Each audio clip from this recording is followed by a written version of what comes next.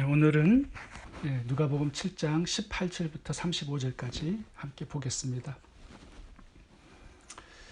오늘 본문은 침례 요한이 감옥에 갇혔을 때 예수님이 메시아 구원자가 맞는지 이제 의심이 생겨서 제자들을 예수님께 보내서 답을 얻어오게 했습니다.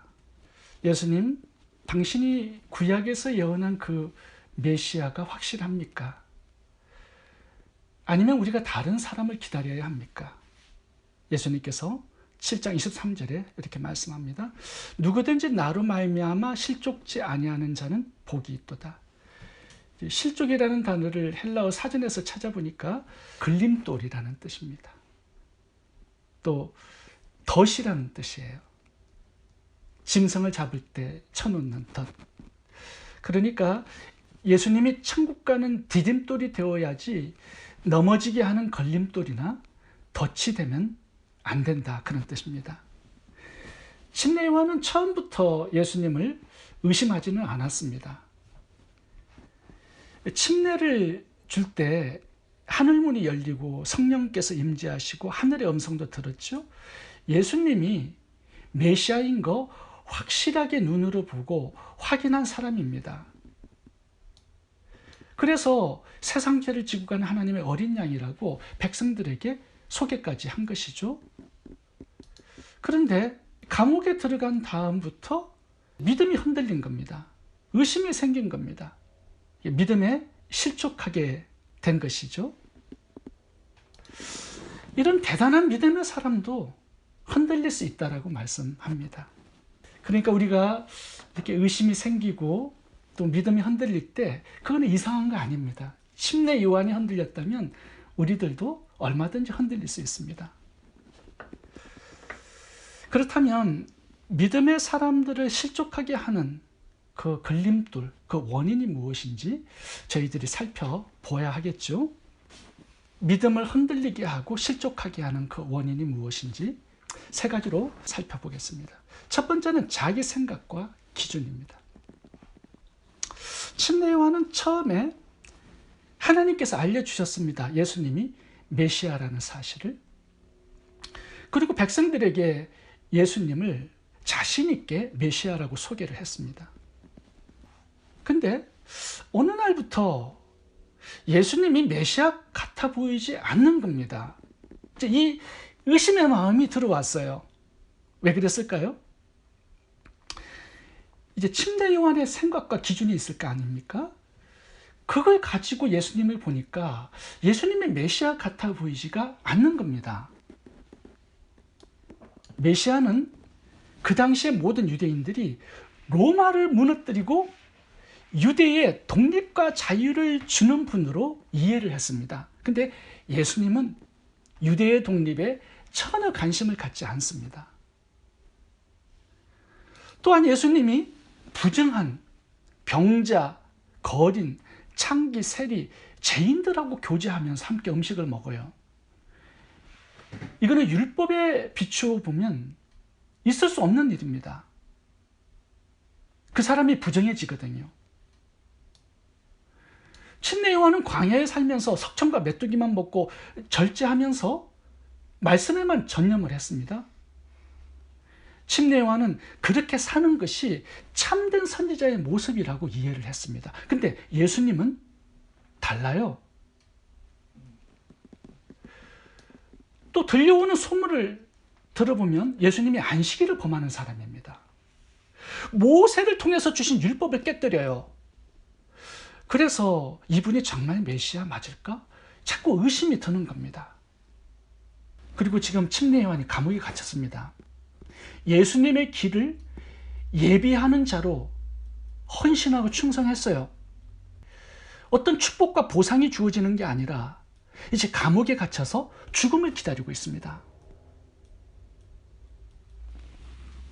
아니, 그렇다면 예수님이 신방을 오시고 면회를 오셔야 되는 거 아닙니까?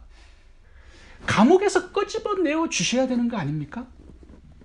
이 침례 요한의 생각과 기준에 예수님이 부합하지 않는 겁니다. 내 생각에는 아니야, 메시아가. 이것이 침례 요한의 걸림돌이 되었고요. 실족의 원인이 되었습니다. 자기 자신의 생각과 기준과 판단. 우리도 마찬가지죠. 기도 아무리 해도 응답이 없어. 내 생각과 하나님이 너무 달라요. 교회에 충성 봉사하고 하나님의 나라와 뜻을 위해서 희생하고 헌금을 해요. 근데 여전히 복이 없어요. 병이 나고 사고 나고 가난해. 내 기준에 보니까 하나님이 영 맞지가 않아요. 하나님이 살아계실까? 사랑의 하나님이 맞을까? 축복의 하나님이 맞을까? 이런 의심이 내 마음을 파고드는 겁니다. 오늘 본문의 바리새인들이 그 문제점을 가졌습니다. 33절과 34절을 읽어보겠습니다. 침례 요한이 와서 떡도 먹지 아니하며 포도주도 마시지 아니하며 너의 말이 귀신이 들렸다 하더니 인자는 와서 먹고 마시매 너의 말이 보라 먹기를 탐하고 포도주를 즐기는 사람이요 세리와 죄인의 친구로다 하니. 하나님께서 이 땅에 가장 탁월한 두 사람을 주셨습니다. 침례 요한과 인류의 구원자 되시는 예수님을 선물로 축복으로 보내주셨어요. 근데 사람들이 자기의 생각과 기준에 비추어 보니까 침례 요한은 귀신 들린 자예요. 예수님은 먹기를 탐하는 자예요. 죄인들과 세리의 친구예요. 아, 나랑 맞지 않아. 그래서 받아들이지 않았다는 겁니다. 믿지 않았다는 거예요. 내 생각, 내 기준, 내 교리, 이것이 예수님을 믿는 데 걸림돌이 됩니다. 그리고 믿는 자들의 의심과 실족의 원인이 될 수 있습니다. 우리가 정말 조심해야 될 한 가지는 바로 내 생각을 기준 삼는 겁니다. 두 번째 실족의 원인은 말씀의 부족입니다. 침례 요한은 요단강에서 예수님께 침례를 베풀 때 하늘이 열리는 거 보았습니다. 예수님의 머리 위에 성령이 비둘기의 형체로 임재하는 것도 보았습니다. 그리고 하나님의 음성도 들었습니다. 이거요, 아무나 경험할 수 없는 영적인 엄청난 체험입니다. 인류 역사상 이런 체험을 한 사람이 또 있을까요? 그때는요, 예수님을 메시아로 확인하고 믿음을 가졌습니다. 그런데 이 엄청난 신비한 체험이 그의 믿음을 오래 붙들어주지는 못했습니다. 이것이 신비적인 체험의 문제점입니다. 믿음을 지속적으로 붙들어주지를 못해요. 이 침례 요한의 신비한 것을 눈으로 보는 것, 귀로 듣는 것. 그런데 이게 결정적인 순간에는 믿음에 큰 도움이 되지 못했다는 겁니다. 출애굽한 이스라엘 백성들도 마찬가지죠. 애굽에서 10가지 하나님의 재앙을 내리는 거 보았습니다.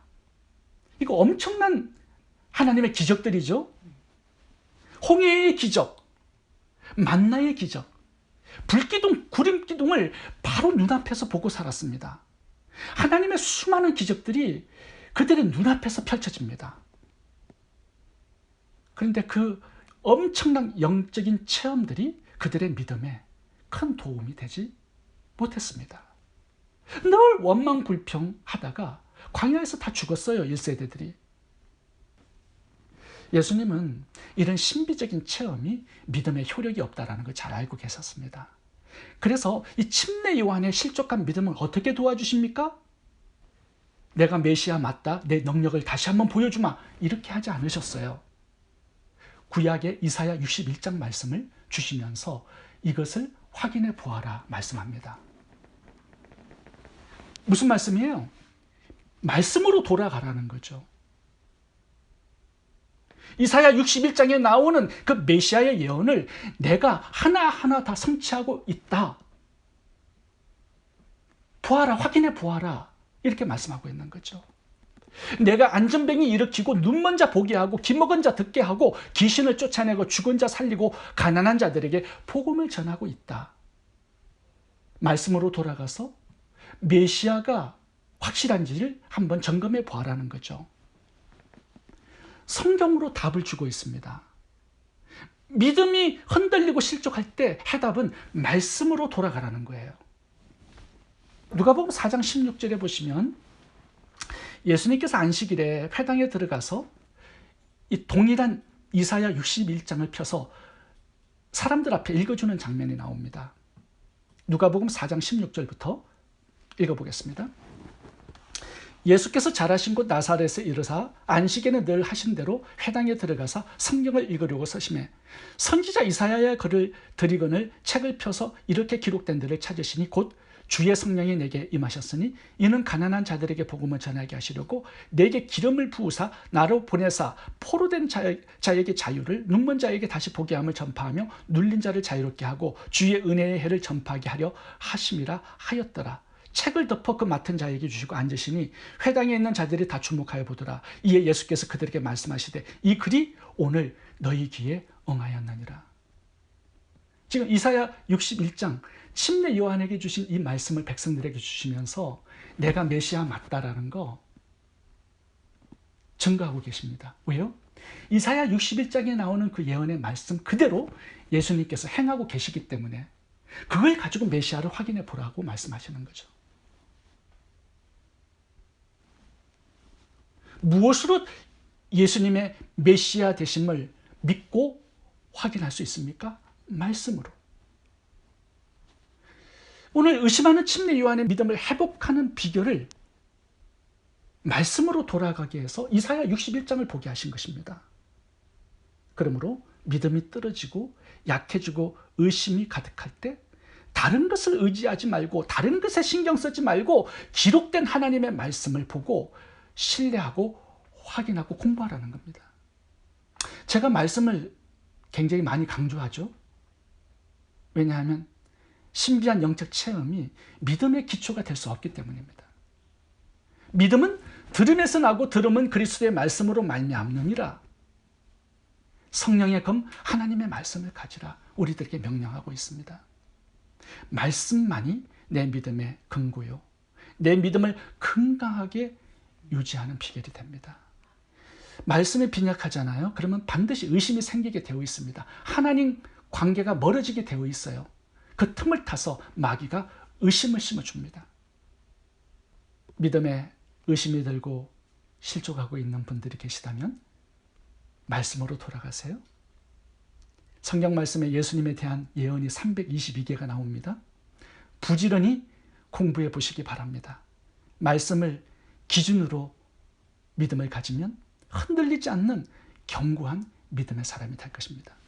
세 번째 실족의 원인은 자기 자신에게 있습니다. 저는 그동안 목회하면서 믿음에 실족하고 넘어질 때 자기 자신에게 문제를 찾는 사람 많이 보지 못했습니다. 늘 목사님 탓이라고 얘기하는 사람들이 많고요. 남 탓하는 사람 참 많습니다. 이 사람 때문에 저 사람 때문에 내가 시험 들었고 교회를 떠났다라고 말하는 사람 많이 보았습니다. 그런데 실족의 원인은 다 자기 자신에게 있습니다. 문제가. 그래서 이렇게 믿음이 떨어지거나 의심이 생기거나 실족하게 될 때 내 자신 안에 문제가 무엇인지를 한번 점검해보고 찾아보아야 합니다. 믿음은 하나님 관계의 문제예요. 자꾸 남의 탓을 하잖아요. 그럼 평생 문제 해결되지 않습니다. 침례 요한의 문제는 자기 생각과 기준으로 메시아를 판단한 것이었죠. 그리고 말씀을 기준으로 메시아를 믿지 않는 것이 문제였습니다. 그리고 또 하나 심각한 문제가 있는데 그 점을 한번 살펴보기를 원합니다. 예수님께서 침례 요한에게 주신 성경 말씀은 이사야 61장입니다. 누가복음 7장 22절을 다시 한번 읽어보겠습니다. 대답하여 가라사대 너희가 가서 보고 들은 것을 요한에게 고하되 소경이 보며 안전뱅이가 걸으며 문둥이가 깨끗함을 받으며 기머거리가 들으며 죽은 자가 살아나며 가난한 자에게 복음이 전파된다 하라. 침례 요한이 이사야 61장의 이 예언의 말씀이 예수님께서 성취하셨다라는 거 보았을까요? 보지 못했을까요? 침례 요한은 이사야 61장이 예수님께 성취된 것을 보지 못했습니다. 그래서 예수님께서 이 말씀을 주시고 한번 확인해 보아라 이렇게 말씀한 거예요. 그렇다면 침례 요한은 왜 이사야 61장의 말씀을 알았음에도 불구하고 예수님께서 그 예언의 말씀들을 성취하고 계시다라는 거 왜 확인할 수 없었고 왜 보지 못했을까요? 그러므로 믿지 못한 거죠. 이 이사야 61장 예언의 말씀은요, 예수님을 꾸준히 따라다녀야 확인할 수 있는 겁니다. 그렇지 않아요? 이거는 삶의 현장에서 성취되는 예언이기 때문에. 지금 침례 요한이 감옥에 있었기 때문에 확인 못한 거 아닙니다. 확인 못한 이유가 심각한 문제가 여기 하나 있습니다. 그게 뭐냐면 예수님께서 공생의 메시아 사역을 시작할 때 침례 요한은 예수님을 따라다니지 않았습니다. 예수님께서 요단강에서 침례 요한에게 침례를 받으실 때가 이제 공생의 시작점입니다. 아니 그렇다면 침례 요한은 주의 길을 예비하는 자였고 광야에서 예수님을 소개하기 위해서 외치는 자의 소리였습니다. 이제 자기 사역이 끝난 거예요. 침례식에서. 예수님을 이제 공개한 겁니다. 메시아로 세상에. 이제 자기의 사역은 여기서 접어야 돼요. 끝난 거예요. 들러리는 이제 들어가야죠. 주인공이 나타나면. 외치는 소리는 목적을 전달하면 사라져야 돼요. 근데 침례 요한을 보시면요, 예수님의 공생의 사역 시작전부터 계속적으로 자기 사역을 독단적으로 합니다. 그리고 자기 제자들이 많았어요. 요한복음 3장 22절을 같이 보겠습니다. 그 후에 예수께서 제자들과 유대 땅으로 가서 거기 함께 유하시며 침례를 베푸시더라. 요한도 살렘 가까운 애논에서 침례를 베푸니 거기 물이 마름이라. 그러므로 사람들이 와서 침례를 받더라. 자, 여기에 문제점이 뭡니까? 사람들을 예수님께 보내야 돼요. 예수님께서 침례를 베풀고 계시다면 예수님께로 보내서 메시아에게 침례를 받으라고 증거를 해줘야 된단 말입니다. 근데 침례 요한은요, 지속적으로 자기 사역을 하고 있었습니다. 3장 24절 보세요. 요한이 아직 옥에 갇히지 아니하였더라. 옥에 갇히기 전까지 예수님과 함께 병행해서 자기 사역을 하고 있었던 거예요. 3장 26절을 보겠습니다. 그들이 요한에게 가서 이르되 곧 선생님이 정언하시던 이가 예수님을 가리킵니다. 침례를 베풀매 사람이 다 그에게로 가더이다.